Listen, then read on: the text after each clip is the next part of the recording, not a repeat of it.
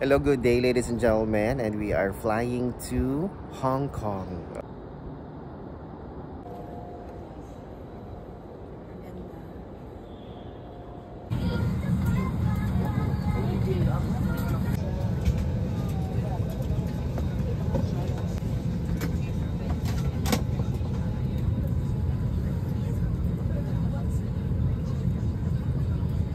To fasten, push ends together.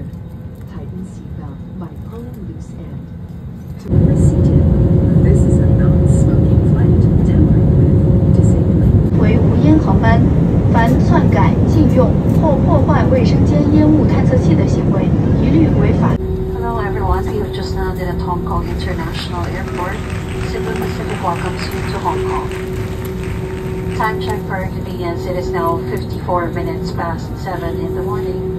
There is no time difference between Pampanga, Philippines and Hong Kong. The ground temperature is at 13 degrees Celsius. For your safety and comfort, please remain seated with your seatbelts fastened until the captain turns off the fasten seatbelt sign.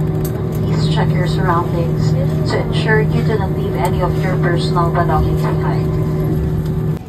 So okay na, palabas na po kami ng eroplano papunta sa terminal.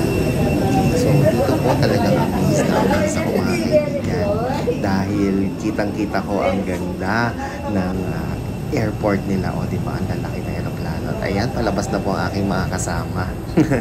So iba yung feeling, no, pagka nasa ibang bansa ka na, diba? Nakapag-travel ka to see other countries. Ang ganda makita yung ibang eroplano, ang lalaki. Ayan, Singapore Airline. At ito ang aking napakagandang asawa. Talagang F na F niya ang terminal na ito. So, papunta na po kami. Medyo malayo-layo po ang pupuntahan naming immigration kasama ang aming tita. At ito, mega lakad kami papunta doon sa immigration. So, bago mo makuha ang iyong bagahe, kailangan mo munang makuha ang iyong, o kailangan mo munang dumaan sa immigration para sa picture taking at iba pang document presentation.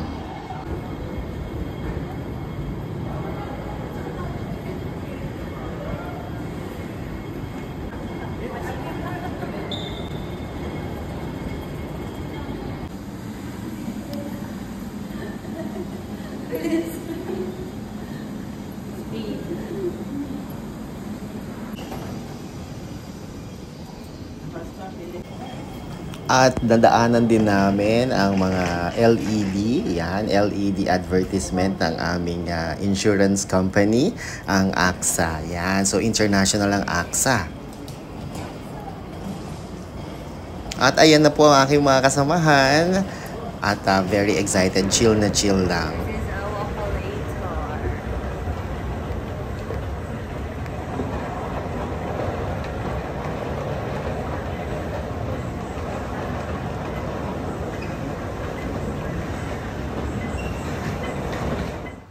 So this time, nasa labas na ako ng immigration dahil tapos na ako at sila naman katatapos lang din sa immigration. So success ang pagpasok natin sa terminal ng Hong Kong International Airport. So the weather is cool, malamig. Siyempre, nasa loob tayo ng airport at nakita ko dito ang taas ng ceiling, ang linis, ang luwag ng kanilang international airport. At may malaking LED wall. Tapos may ito pa, oh, ang ganda mag-picture taking dito, guys.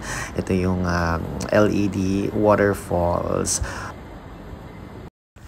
While waiting sa aming binook na Uber, kami po ay nagmerienda muna. Importante na meron din kayong dalang mga merienda ninyo like bread or sandwiches upang nang sa gayon na hindi kayo makaranas ng gutom. Medyo mahal po ang pagkain dito kaya makakatulong kung may dala po kayong mga merienda at pagkain sa inyong mga bagahe. Yun nga lang, wala kaming tubig kasi nga bawal magdala ng maraming tubig sa airport, 'di ba? Kailangan bumili ka talaga dito. At ayun, papunta na po kami sa Disneyland Resort Explorer. Explorer. Left hand pala sila, ay right hand driving pala sila dito, no? Tama ba, right hand? Tayo sa Pilipinas kasi sa left, di ba? So, ang cute ng taxi nila dito, parang hindi common sa atin kasi mga Vios yung taxi dito. Dalawang klase yung taxi, isang red at isang green. Yung mga kulay na yan ay merong direksyon na pupuntahan lamang kung saan sila may prangkisa, no? Kagaya sa atin. At eto na, nasa hotel na kami mga kaibigan sa Disney Explorer. Ang check-in time dito ay alas 3 ng hapon. So, hindi kamukha sa atin sa Pilipinas na alas 2. Dito po, alas 3 ng hapon. So, nagpunta kami sa restaurant sa baba. Medyo mahal ang pagkain, mga kaibigan. Look, oh. Ang pizza ay 298 Hong Kong dollars. So, roughly around 2,000 plus pesos. Yung pizza po na kasing laki lang ng plato. Medyo mahal po talaga dito. Talagang binabayaran mo yung lugar diba? Kaya, yun. Tinignan na lang namin. Pinicturean na lang namin. Kasi hindi namin afford ang gumastos sa pizza ng ganong kalaking halaga. Ang cute ni Mickey Mouse, Minnie Mouse. At syempre, picture-picture muna while waiting.